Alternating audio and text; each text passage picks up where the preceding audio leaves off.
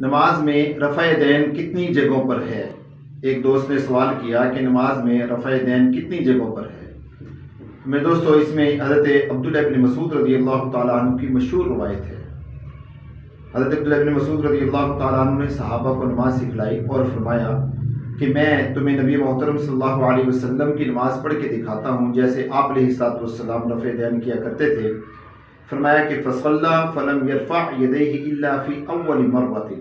آپ علیہ الصلوۃ والسلام نے نماز پڑھی بس نہیں رفع دین کیا مگر ایک مرتبہ، یعنی پہلی مرتبہ۔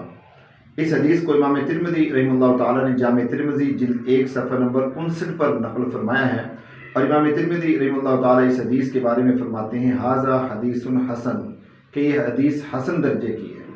میرے دوستو، امام بخاری رحمہ اللہ تعالیٰ نے صحیح بخاری میں 5 روایات نقل کی ہیں۔ اس میں کوئی شک نہیں کہ وہ صحیح روایات ہیں، لیکن اس کا مطلب یہ ہرگز نہیں ہے کہ ان سے رفع دین کا واضح ثبوت ملتا ہو، کیونکہ جب اس کے مقابلے میں دوسری روایات آ جائیں اور وہ بھی بخاری اور مسلم کے درجے کی ہوں تو پھر اس عمل کو ترجیح دی جاتی ہے جو عمل رسول اللہ صلی اللہ علیہ وسلم سے جس کا منع ثابت ہو۔ آپ علیہ الصلوۃ والسلام سے چونکہ نبی محترم صلی اللہ علیہ وسلم سے منع ثابت ہے، فلم یرفع یدیہ الا فی اول مرۃ، آپ علیہ الصلوۃ والسلام نے رفع دین نہیں کیا مگر صرف ایک مرتبہ، اس لیے آپ علیہ الصلوۃ والسلام کا یہ عمل جو ہے یہ قابل استدلال ہوگا اور اسی کے اوپر عمل کیا جائے گا، اور نماز میں رفع دین تکبیر اولیٰ کے علاوہ باقی جگہوں پر نہیں کی جائے گی۔